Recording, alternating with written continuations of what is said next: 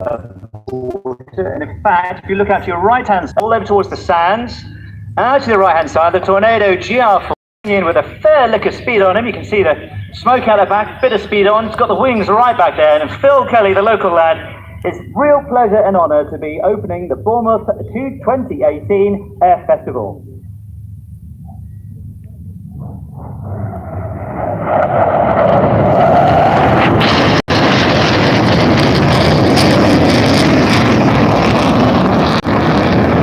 Phil there, just popping it out of burning, give that nice crackle, that raspy noise of the engine. That's the burners, that's the reheat. A reheat is when you chuck a bit of extra fuel out the back of the engine to get those extra flames, so that trebles the amount of thrust. Incredibly, it also trebles the fuel flow as well. So not a sort of thing you'd use an awful lot operationally, but the aircraft now just turning out to our front now. The aircraft was in what we call 45 wing, and I mentioned earlier that variable swept wing geometry. By having the wings forward, the aircraft could generate the same amount of lift with the wings forward. As that moves back. Running in from the left-hand side now, and you keep your eyes out. Look what it is. One fighter to another. The outstanding Spitfire, of course. Please welcome the Battle of Britain Memorial Flight.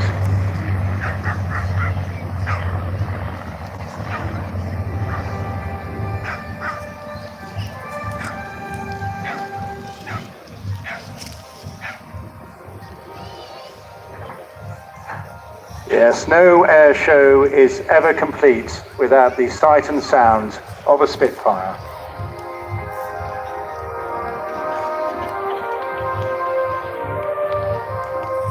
The wonderful shape, the sounds, the extraordinary development and success, of course, of this aircraft was never really fully appreciated by its designer because he very sadly died at an early age in 1937.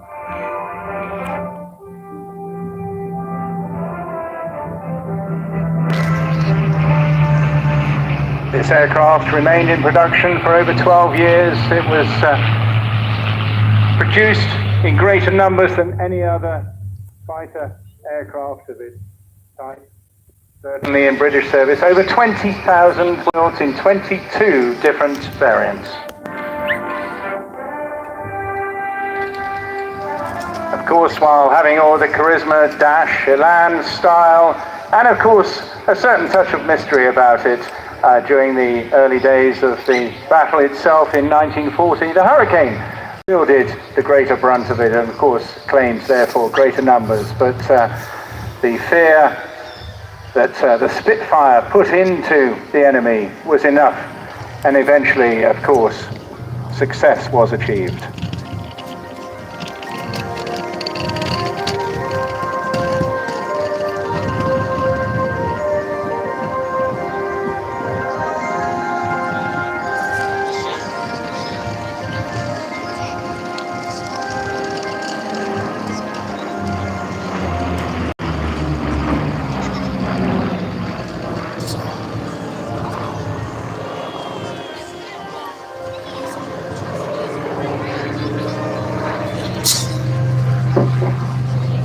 Now this aircraft, operated by the Battle of Britain Memorial Flight, flown today by Flight Lieutenant Andy Priest. This aircraft, in its D-Day markings, those black and white marked stripes, is the Alpha Bravo 910, the Mark 5B aircraft. And both in that vertical pull there, that manoeuvre, and this lovely positioning and turn, you can see that elliptical wing. So enamored by R.J. Mitchell and his design team, subsequently defended and improved and enhanced so majestically by his colleague Joe Smith, who took over after R.J. Mitchell's sad, untimely death.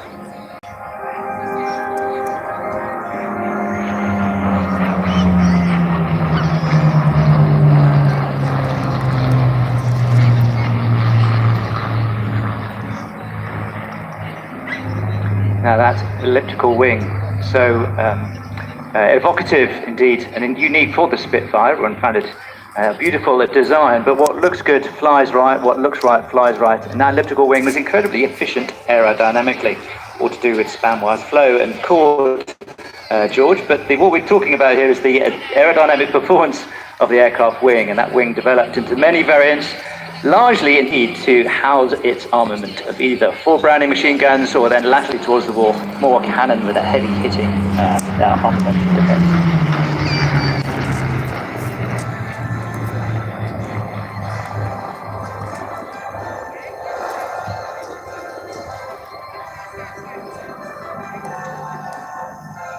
This particular aircraft was a Mark 5B, tail code Alpha Bravo 910. It actually flew 143 operational missions in a remarkable wartime career. Almost 3 years throughout the war. Initially allocated to Treble 2 Squadron, based at North Wales. Aircraft was then moved on to one of the convoy patrols out over the southwest reaches, and in June 1942 moved to 133 Eagle Squadron, based at the now famous Biggin Hill. It flew 29 operations with this unit, and during 1942, fierce aerial battle in support of the operations towards the attack of Dieppe.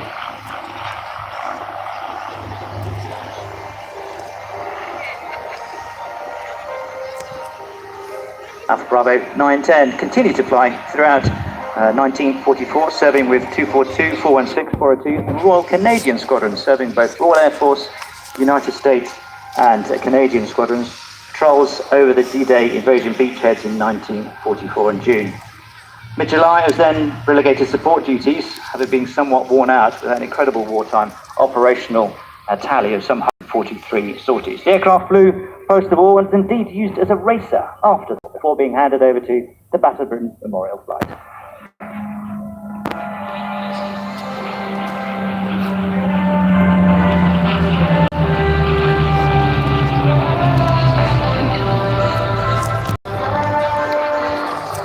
The development potential, of course, was absolutely outstanding. By the end of the war, the power-to-weight ratio had increased phenomenally, with the engine producing almost twice the power of the original Merlin.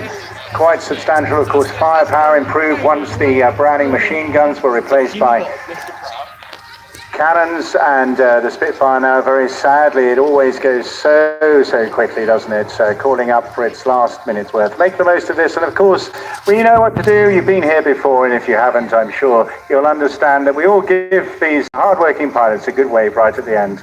Just 2 more maneuvers to go.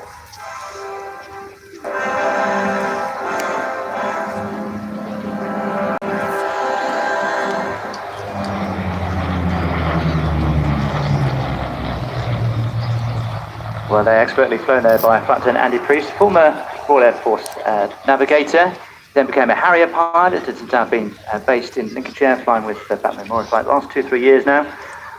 Expertly flown there. It's one of the very few selected jobs in the Battle Memorial Flight, but also service maintained entirely by Royal Air Force technicians, and indeed is recently undergone a major refit with the Aircraft Restoration Company at Duxford. So a real concert of military and civilian teamwork to keeping this beautiful heritage aircraft in the air, George. Yeah, superb stuff indeed, and some of you will remember Andy when he was the outstanding tutor display pilot, but very sadly for today, last fly past now. So what have you got? Hats, coats, umbrellas, ice creams. Do give Andy and this marvellous Spitfire a wonderful wave as he flies past, and what a beautiful topside pass he's giving you too. And a final victory roll to end a marvellous display.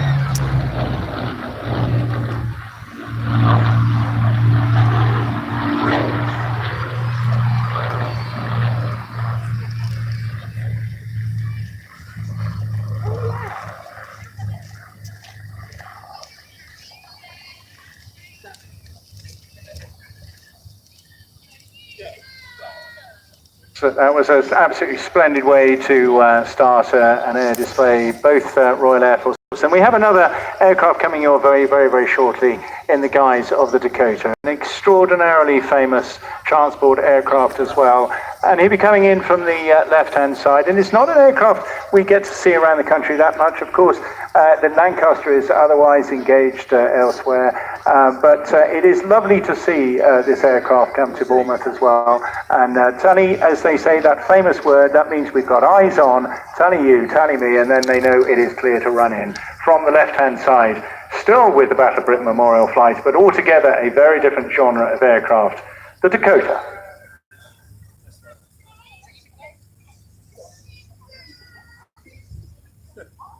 Today the Dakota, operated and flown by Ernie Wise.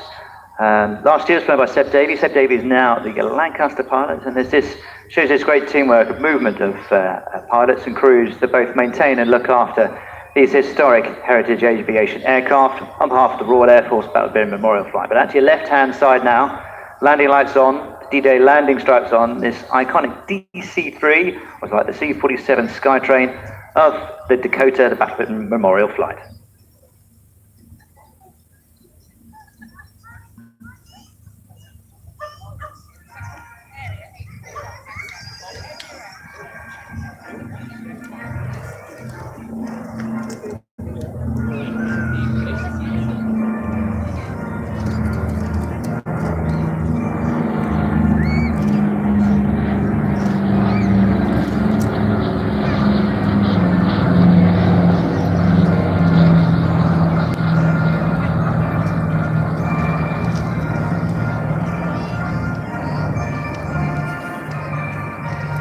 Yes, Andy, without doubt, the C-47 was one of the most successful aircraft designs in history, becoming one of the world's most famous military transport aircraft, and saw widespread use by Allies during World War II, and subsequently by many air forces and civilian operators worldwide.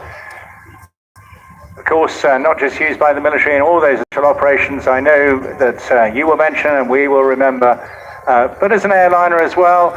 And I don't know, to my mind, the Berlin airlift, is one of those key moments, but it did so many things, this aircraft, didn't it? Well, that was it. Its utility as an aircraft used for everything. People, stuff, cargo, medical, and primarily medical prisoner of war recovery, and coalition support of the Berlin when it was closed. The skies were closed to Berlin. They had to fly everything in and out through the Berlin airlift corridor, and that was an amazing period. This aircraft actually wasn't involved. It spent most of its time in the States and in Canada. This aircraft is painted up now. Its tail number now is ZA947, but it's now painted to represent Dakota FZ 692, number 233 Squadron, around the D-Day period, hence the D-Day stripes. And this aircraft was nicknamed Kriegsgebissen, which I still have yet to translate, George. Yes, of course, those stripes all important. You saw them on the fighter earlier on as well, and that, of course, to deconflict in that mass of activity that went both in the air and, of course, on the sea. The biggest assault ever mounted in the history of warfare, and, of course, from along this southern coastline. So turning now, you can see its considerable wingspan, those two huge engines. That wingspan gave it the incredible lift that it had. Again, essentially an aircraft is just a metal tube, but these engines, huge broad wingspan, gives it the lift that allows it to carry just about anything. Indeed, paratroopers, it's still used indeed for ceremonial parachute drops and for flight displays to commemorate those airmen that served throughout the world and served this wonderful aircraft.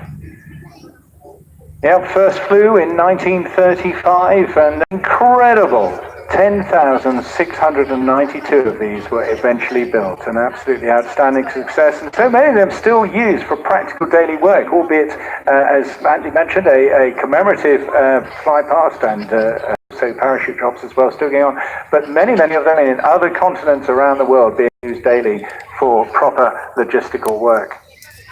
And indeed, one of its most iconic memories of Operation Market Garden, the operation to try and take Arnhem, the bridges, the other side of the Rhine after D-Day invasion, to try and shorten the war, to try and stop the lesser life. A very bold operation to drop parachuters behind enemy lines, and these Dakotas were towing the gliders, which flying a glider at night full of troops is incredible feat of skill and daring, but the C-47s, the Dakotas, flying and dropping the parachutists behind enemy lines. For Operation Market Garden, for the plan to take Arnhem and the associated cities. Coming round in a dirty pass, as we call it, when he got the gear dangling, that of course disrupts the airflow, hence we use the term it's a dirty fly past or a dirty wing over. You'll hear these terms throughout the course of the next couple of days. Just such a legend in aviation, this aircraft. Freddie Laker, one of the many people, some of you more senior members out there like me will remember his version of the SkyTrain. When he set up Laker Airways, he was heavily involved as a commercial, what can we say, activist within the days of the Berlin airlift as well. Well, this particular aircraft was built in the USA by Douglas in March 1942. Initially flew with the United States Air Force and then was transferred to the Royal Canadian Air Force. Served there throughout too. This aircraft then was transferred to Europe and served with the Royal Aircraft Establishment at Farnborough. and then was used for all sorts of research work, and then finally transferred to the Royal Air Force, where it gained its brand new tail number ZA947, and it worked for a number of establishments there. Finally handed to the BBMF in March 1993, and it's the last heavy transport tail dragger in the Royal Air Force Infantry, and is used for training for the Royal Air Force Lancaster crews.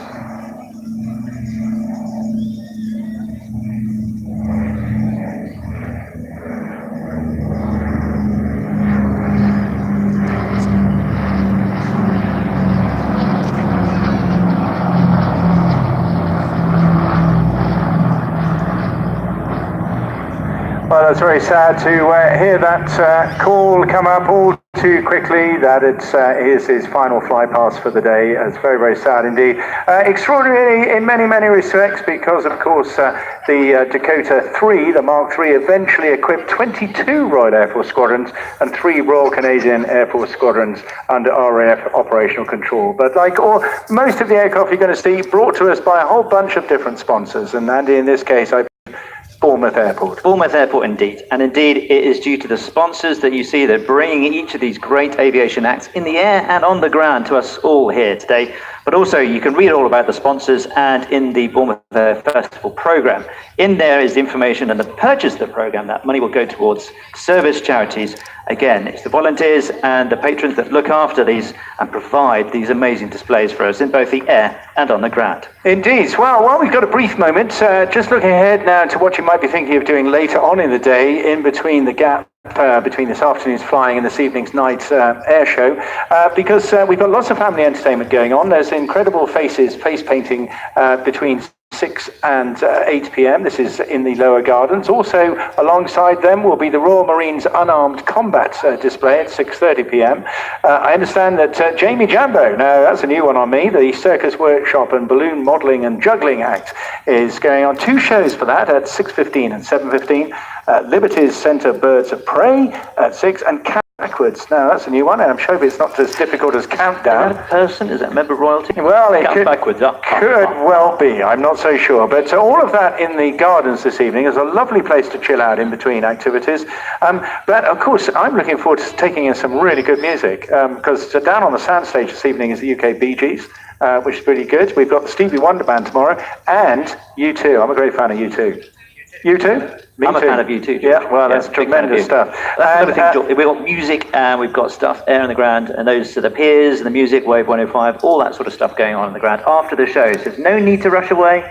Plenty going on throughout the day. Displays, something for the kids and everybody, really. So we're just waiting now to get clearance for our next act to come in. Of course, I mentioned some of the safety aspects of how we run here, and that is all coordinated by a whole team that sit above us in our little lair here on the top of the East Overcliff, and they're working out now that all is well for the next act to go ahead. So it's worth bearing in mind that as well as all this other entertainment, a great opportunity as we've got such a contribution from all of our military forces here for the next few days to go and connect with them all. Of course, the Royal Air Force have their own village down by the the Bournemouth pier end, and you can go in there and chat to all those guys, see an awful lot of equipment, even a real-life mock-up Typhoon. In the Royal Navy village, there'll be plenty of Royal Marines around there as well, so do make the most of that. Their hospitality key is also in that region as well, and lots of hands-on interactive entertainment, including a new diving tank, and that's quite spooky. I have seen that. And of course, as ever, the Army village right next to the Royal Navy down there with their own Challenger 2 battle tank and a Gazelle helicopter, as well as a Jackal armoured vehicle. So lots of things to crawl all over, and we hope that you'll make the most of that. Now I hear the radios crackling into service again, which is very good news, which means that within the next couple of minutes we will see the wonderful Twisters coming on, and that's a very special and very pleasant balletic display.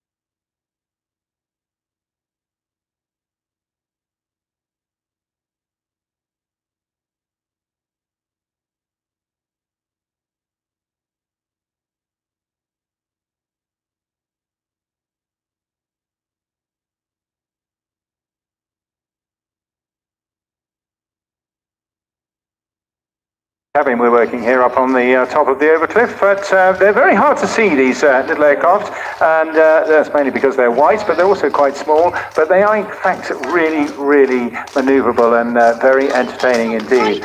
And you don't fool yourself if you think that this looks a bit like a Spitfire, because that's exactly what they do look like. It's like a small version of it, sort of thing you can build in your back garden as well. It's called a silence twister. We're just keeping our eyes peeled now, should be with us in just a minute or two.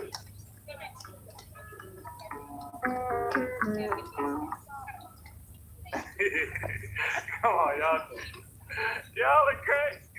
Yeah, it's not me, that was the tape, of course.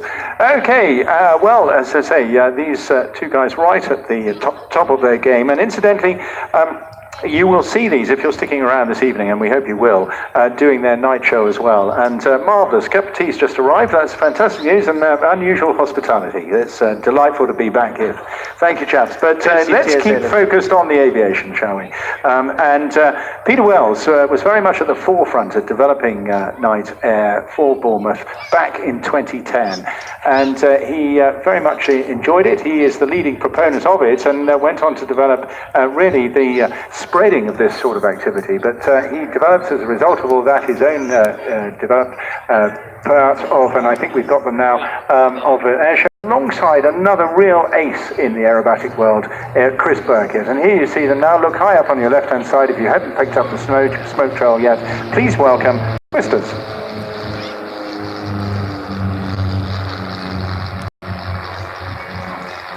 And you'll see there that they're in mirror formation, and they're incredibly close, aren't they? That is just how typical of them. They literally live in each other's heads, and that is the art of formation flight. It's very often a real pleasure to see pairs work, because it's both we say aesthetic, but it's also in a way deceptively demanding as well, because all the pressure is in many ways split between the leader, who has to get the line right, he has to get the speed right, and of course the curving turns as well.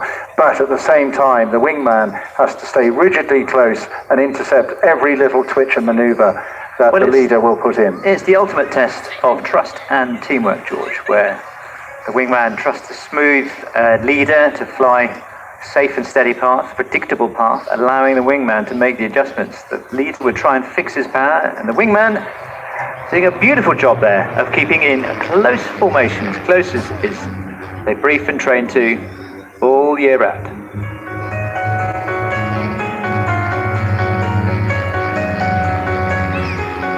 And just once we can hear maybe a little bit of the radio there, George, the voice of the leader also, by using the voice commands, the leader can put a turn in, and with the executive words of now starts his turn, the wingman knows to anticipate the turns. It's a technique used through many aerobatic teams, either pairs or larger formations, indeed red arrows later. But by using the voice, it allows the other pilots, the team pilots, to focus in and anticipate the move, thereby creating that seamless moving as one formation display.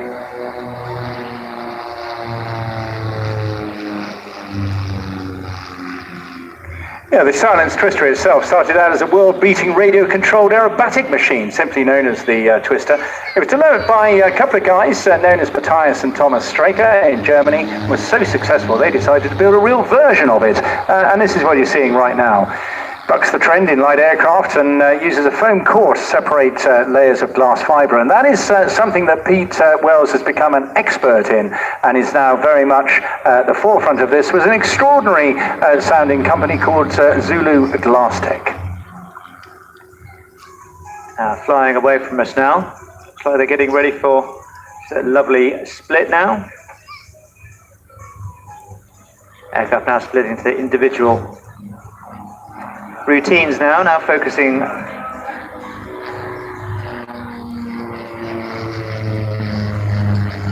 positioning out to our left and our right, out to the west and the east. These aircraft call signs G Riot, Golf Romeo the Oscar Tango, and G Twist, Tango Whiskey Sierra Tango.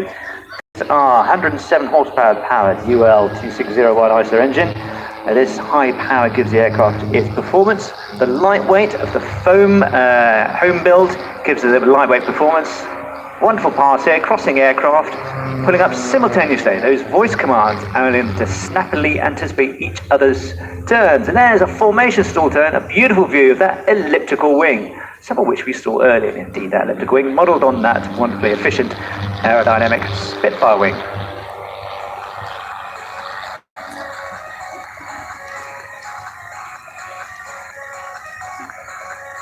The aircraft features the same safety technology as you'd find in a Formula One racing car, with crash-resistant safety cells enclosing all the pilot's seating position. And of course, the original versions of these were relatively underpowered, but Peter, being very much the agent for these across UK, decided to put in a bigger engine to offer greater advanced manoeuvrability and, of course, the sort of air displays you see today. And he's now able to really exploit the aerobatic potential of this aircraft.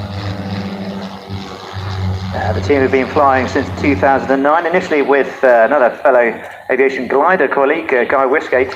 The team have together flown since 2009, and this first display was all the way over in Soviet state of Turkmenistan. It was a hell of a trek all the way through Europe, but they've been flying throughout the world indeed, and indeed flying out in the Bahrain Airshow as well. But can be routinely found flying around the UK and Europe. And they're very, very chuffed to be back here at Bournemouth. And indeed, we'll see them a little bit later today.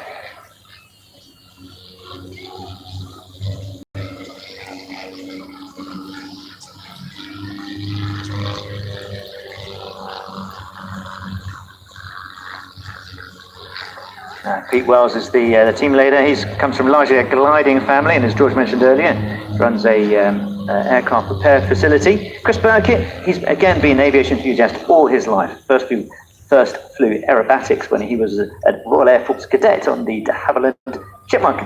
He started flying and then also flew with Captain Neville's flying circuit. Last decade or so, he's been flying high-performance aerobatic types, winning several trophies and aerobatic competitions in his own right.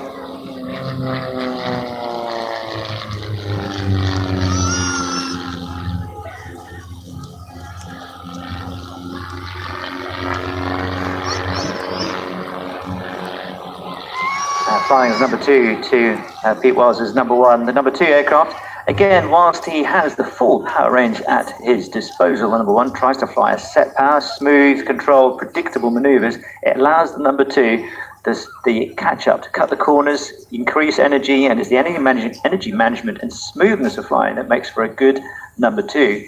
Indeed, to try and set up and anticipate the leader's movements, therefore giving this what now looks like this wonderful mirror pass, and we'll be doing the roll around. Very similar to a corkscrew we see elsewhere, but this is a beautiful flying there from the number 2, Chris Burkett, and indeed, it's very difficult to make this look so easy, but very beautiful and very graceful, George. Yeah, this is definitely my kind of flying, and of course, as well as putting in that new uprated 2.6 litre high compression engine, giving it another 30 horsepower, various other designs and developments have been made as well from the original kit, and that has been specifically built and integrated for aerobatics and air displays with this integral smoke system you now see. Of course, I mentioned earlier on, the smoke generally used is very environmentally friendly indeed, so don't get too concerned about that. We call it Ondina or Cristal or something. It's just baby oil. You can wash your hands in it and have no ill effects whatsoever. Also on board there, of course, all the wiring is built in for the show you're going to see later on tonight when they fit the pyrotechnics to it. And of course, glass cockpit technology, all really advanced for this class of aircraft. You can, of course, put an additional ferry tank on as well. It's a great touring aircraft, this as well. Pulling up now into another loop, and of course this is when we were talking about G earlier on. The G comes on as you're pulling up, and it all goes very quiet at the top as the pilots lean back and look behind them so they get the horizon in which to perfect the exit from the loop itself.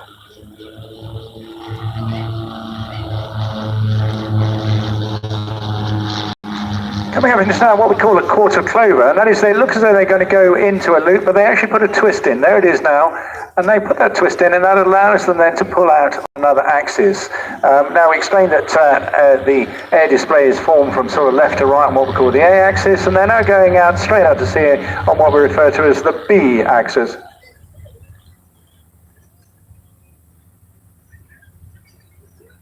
Pulling up now into a stall turn, and what's happening at this stage is that they're putting a big boot of rudder, and you can see the drift that's going on there. There's quite a bit of a breeze up there at about 1,500 feet, and they then almost run out of airspeed as if there's nothing on the clock, a famous call.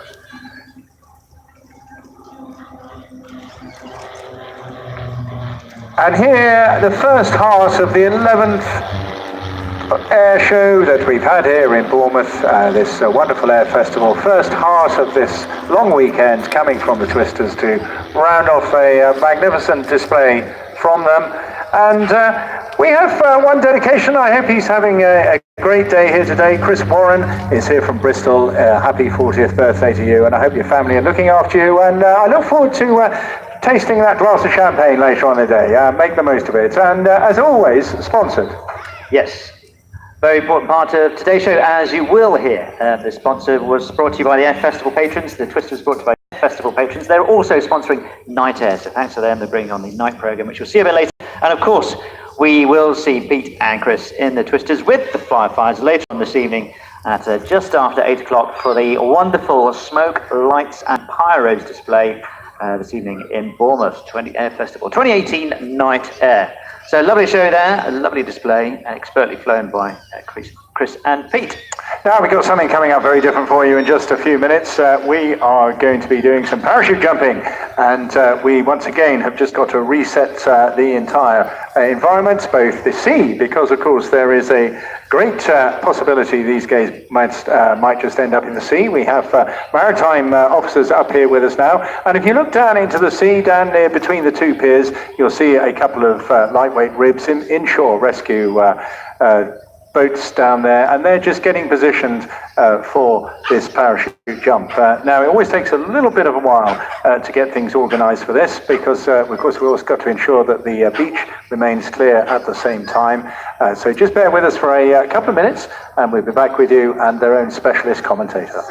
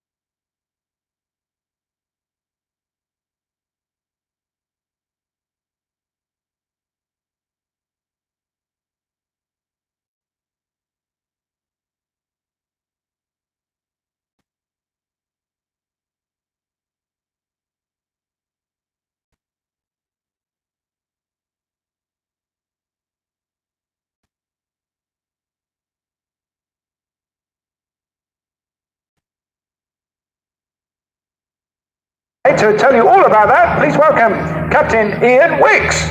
Good afternoon, ladies and gentlemen, and welcome to Bournemouth. As you've already seen, the aircraft is at approximately 2,000 feet. The jump master has thrown the woodies, and if you look up to the sky, you will see two bits of paper, approximately 22 feet in length and red and yellow in colour.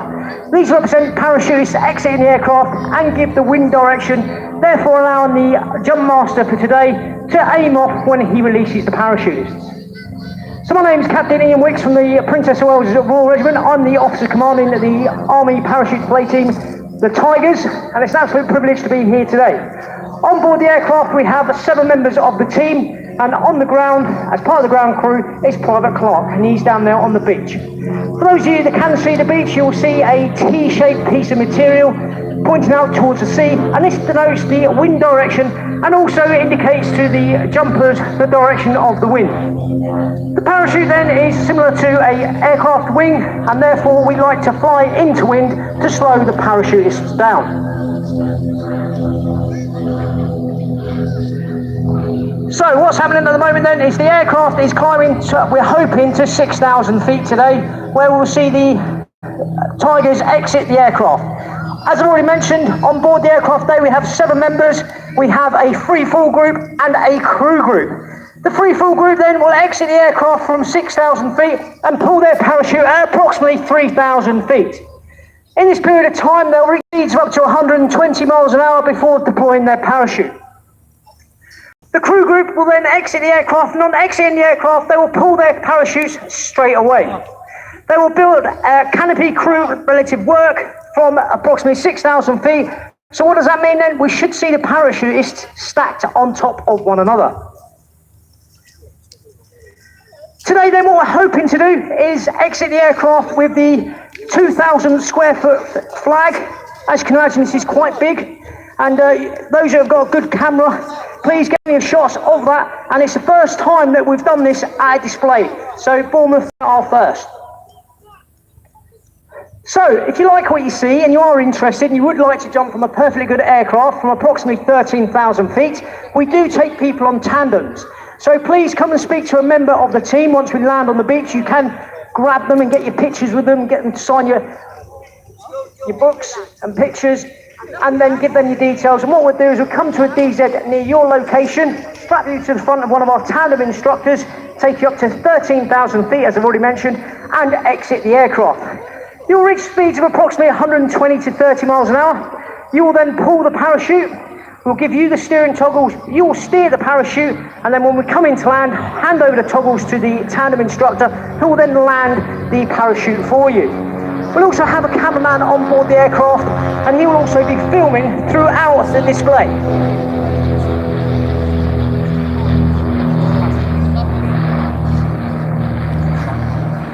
So I've just been told by the pilot then he's going to be dispatching the parachutes at approximately 3:15. So we've got about 8 minutes to wait.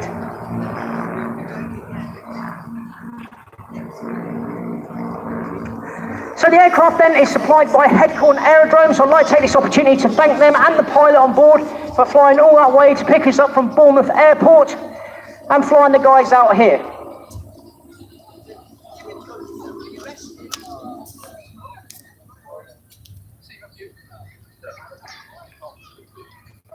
So this is fascinating stuff. I mean, Ian, one of the things that always interests me about this is how come you guys, who are meant to be frontline infantry soldiers, get to do so much parachuting? Well, that's a good question. We're very privileged that we've had a team since 1986, and so therefore we're just legacy and carried it on. We're actually full-time parachutists, and the MOD fund all our parachuting and our training and our kit and equipment, so that's really good news for us and it allows us to put on performances such as today.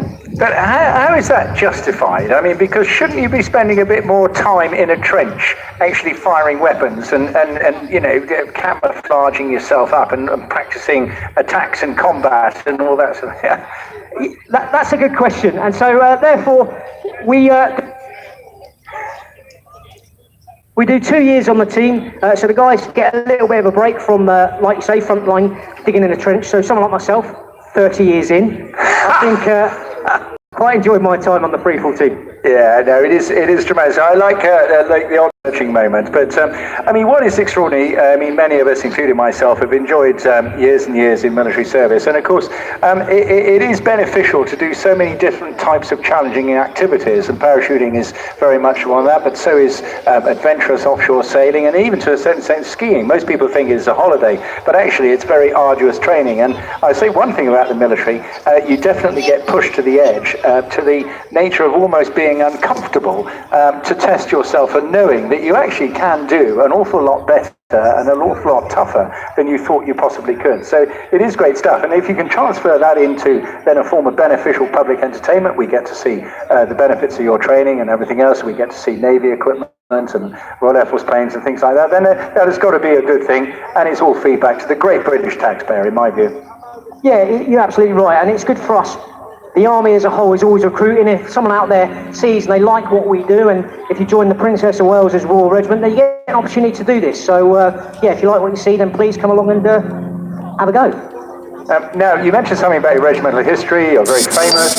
You've got an awful lot, of course, background to it. And in terms of English history as opposed to Scottish, because I think the Scots, I think, are the most senior regiments, are they not? Yeah, that's correct. It was the dates back to the Black Watch. The Scottish regiment were the oldest infantry regiment of the line. We date back to 1661, so we're the oldest English regiment of the line. Yeah, you're correct. Andy's got one of those Black Watches. He's got one of those, but to be perfectly honest, I've never seen him in a kilt, so I don't think I'd want to. So technically, I am permitted to wear a kilt. Part of my family are Macintosh. They're based up in the Highlands. So they're Highlanders, not the Lowland Scots Regiment, which is, I believe, where they came from, because they're under the aegis of the Scottish lords, who are largely English barons. So again, it goes back a way, doesn't it? It does, yeah. My father's Scottish, my mum's Irish, so what am I? Well, let's not get into too much incestuous detail. There are a lot of people here listening, so let's get back to the parachuting side now. In terms of the competitiveness, now we've got here Jetman, and he's one of these extreme parachute wingmen people. You do a little bit of wingsuit flying as well, don't you? Just how different is that? Well, he's obviously got engines, and I've yet to see him perform, which I'm looking forward to throughout the weekend. But yeah, we're gravity totally takes over with us, and you know, when we get to a certain altitude, we'll pull our parachute. He obviously started land-based, I believe, and then takes off and goes up. What goes up must come down. So at some point, you know, you've got to pull that parachute. But yeah, it's very brave in what he does, to be honest. Don't think I'd give it a go. But yeah, wait to see, and I think it's going to be exciting for the crowd. Yes, I don't think you've ever padded out your commentary quite so long as this ever before, Ian. I'm just letting on now a secret that you've got a little bit of a delay going on in the aircraft at the moment. But yeah, the aircraft is, as we can see out there, out to sea, is climbing. I've just been informed to 5,400 feet. For those people on the ground, once we see the aircraft come along the beach, heading towards no, the Purbeck Hills. That's where I hibernate every winter. Okay, so that's where it's going to be heading. Yes. We'll start to see smoke coming from the aircraft. Don't be alarmed.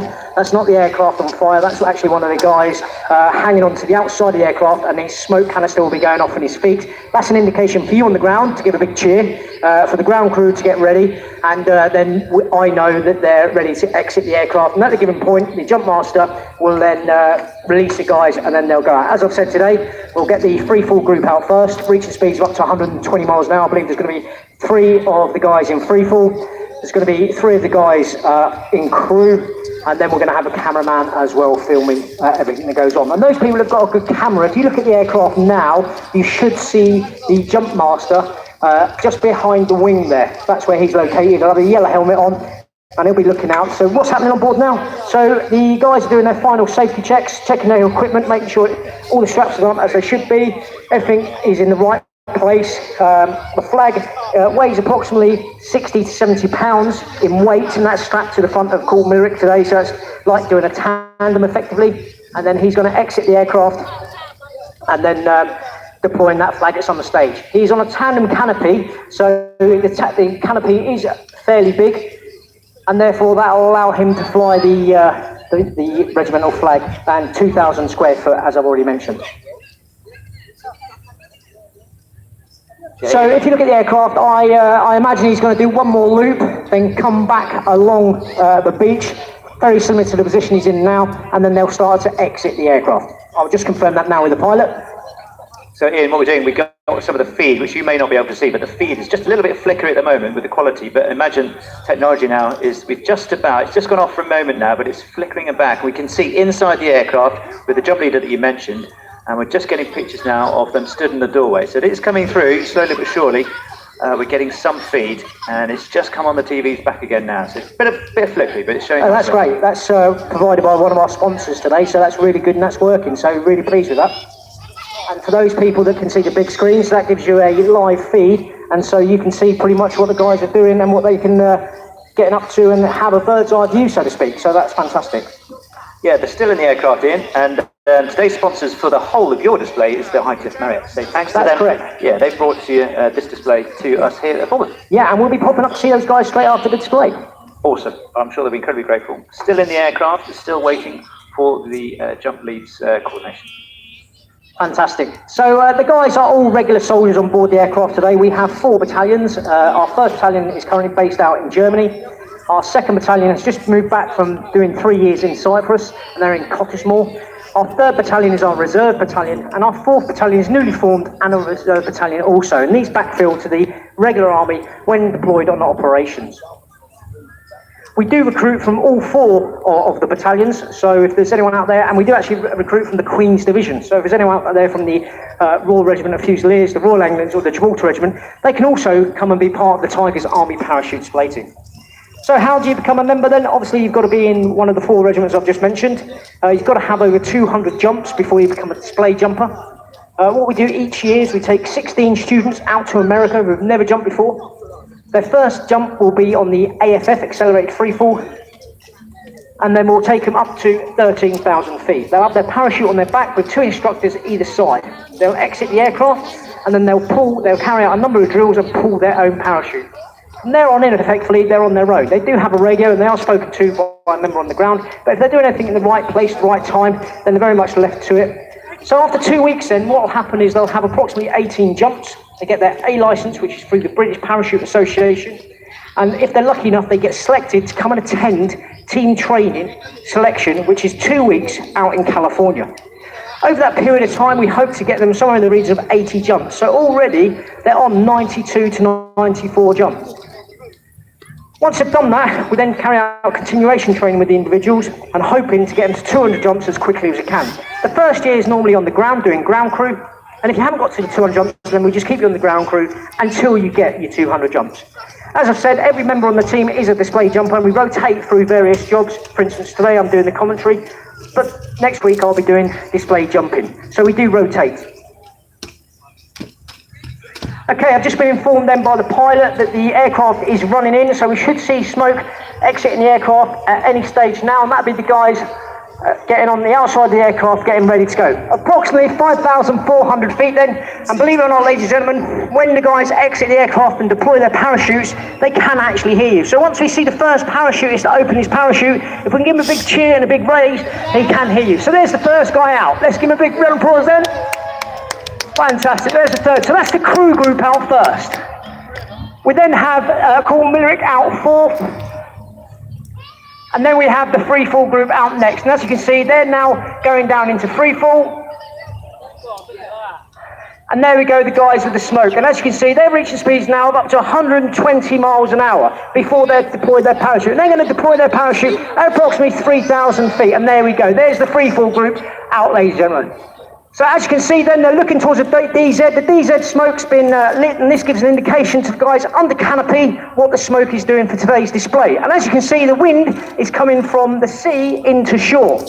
So what should happen, as I've already mentioned, the guys should land coming into wind. We like the same principle as an aircraft, as I mentioned. They do like to land into wind because this slows the guys down as they come in. To give you some sort of idea, the parachutes are similar to a sports car, and they do go pretty fast. So if we look up then there, we've got the free fall group coming in the lowest canopies. They're coming down towards the beach. On there today is Lance Corporal Hurst. He's got the army flag. And then we have Private Chris Gray, who has just dropped his second flag. And that is the Video Systems flag, who sponsored today's event along with the live feed. So thank you for that, and also the Marriott Hotel. So let's give him a big round of applause then as he's coming in to land on the beach. This is the free fall group coming in, and they can actually hear you.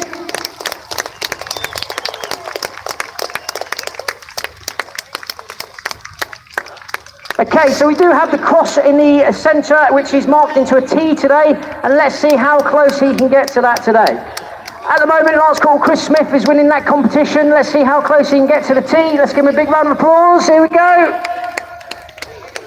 Oh, look at that. Not bad at all. And coming in next with the Video Systems is Private Chris Gray. Let's see how close Private Chris Gray can get to the DZ. He's on his second season as a display jumper underneath the Land Rover canopy. Again, one of our sponsors who provide our vehicles. Let's see how close he can get today.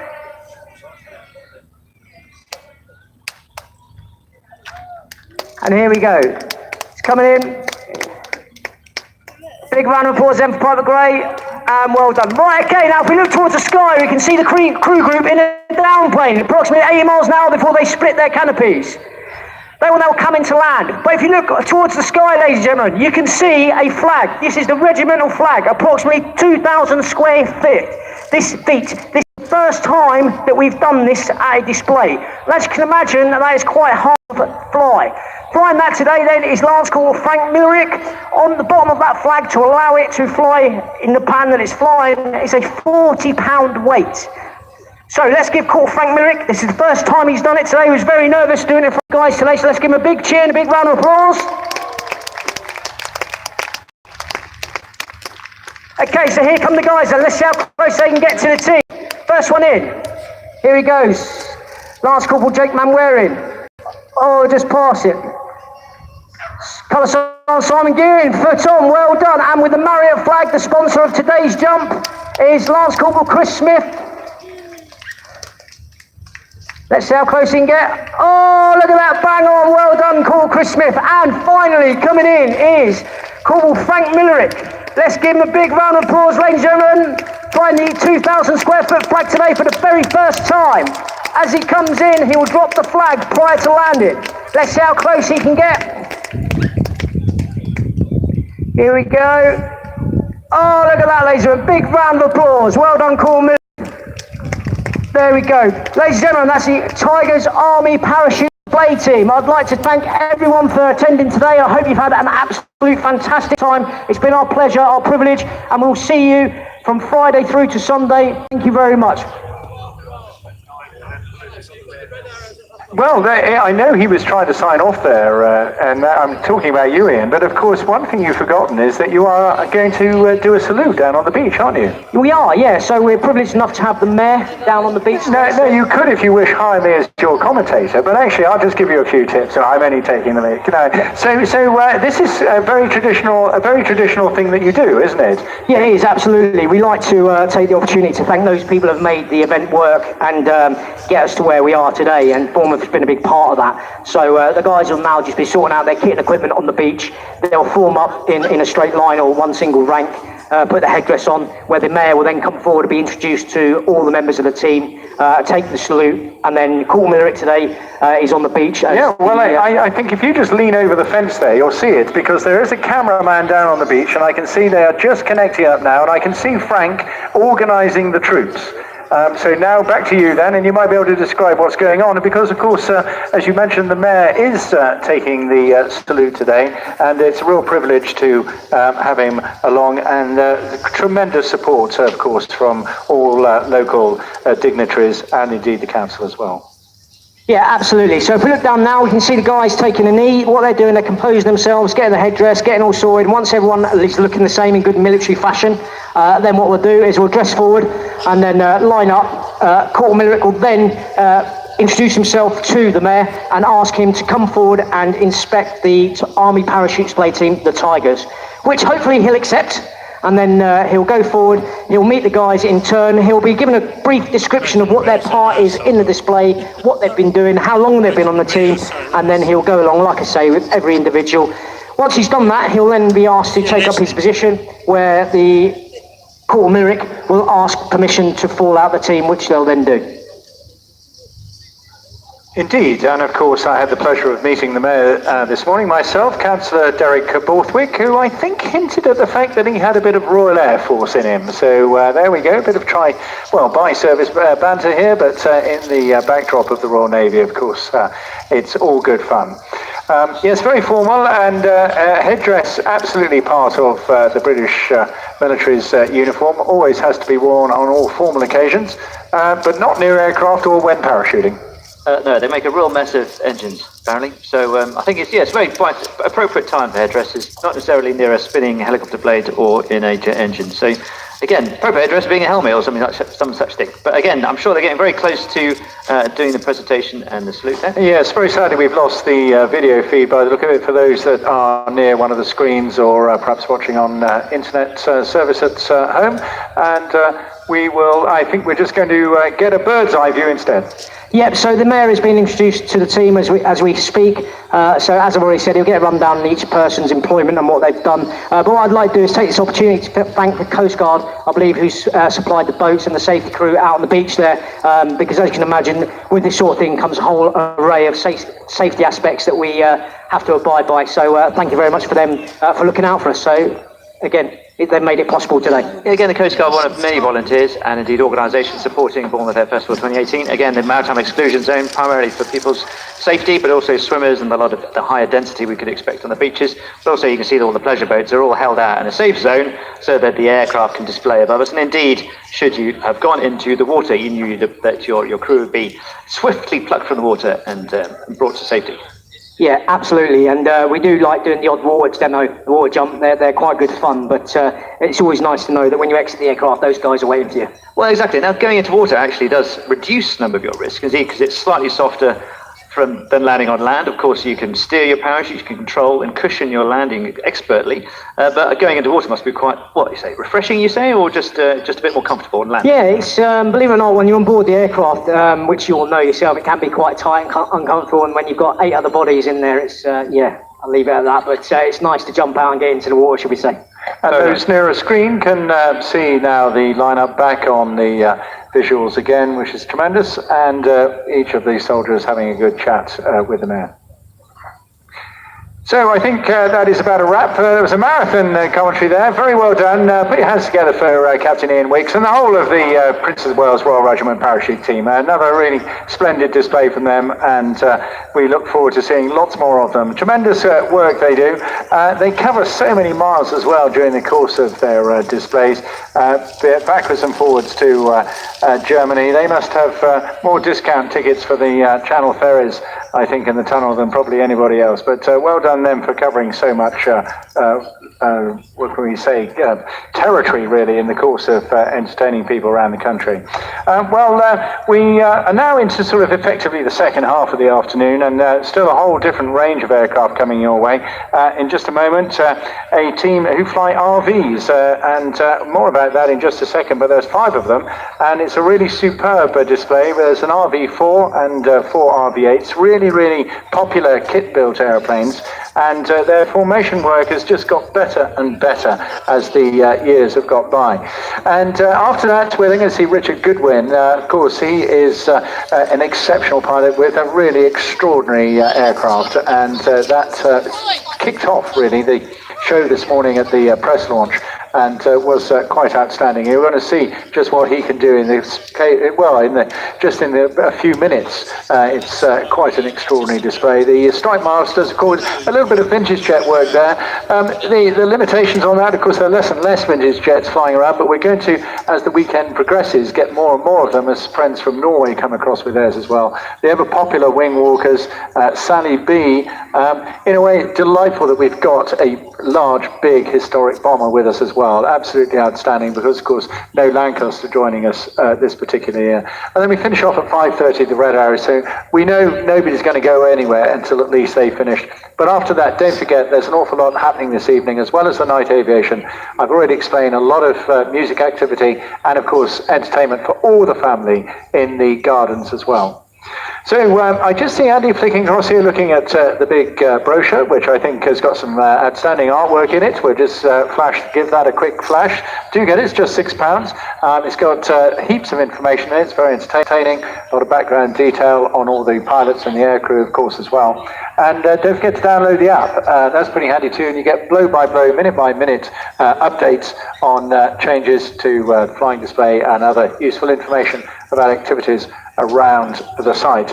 Well, I make it just about 3 or 4 minutes to go, so we'll just go offline for a moment ourselves and check that all is set for the next fabulous act.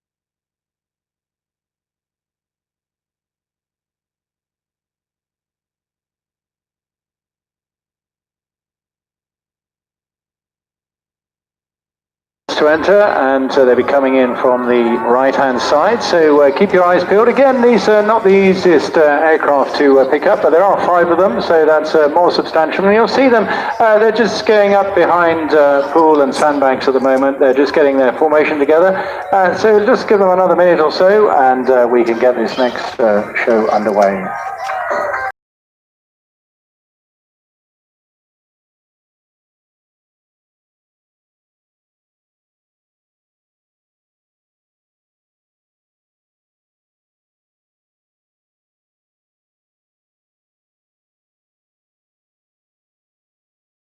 Once again, this aircraft's the sort of thing you can make in your own backyard. It's an extraordinarily successful touring aircraft, and developed back in the mid-1990s out of the Vans stable of construction. Made its debut very much as a big hit in Big Air Show across the pond in North America in Oshkosh, and now just thousands and thousands of these have been made. It's got a great feel to it, the big open cockpit, plenty of room to relax and tour around in, and of course the fighter-like feel of centerline seating as well. It's just a really superb machine, and these guys are real aficionados, so I've been doing this for many years now, and makeup, I hear them checking in on the background radio, and they will be joining us from the right-hand side very shortly.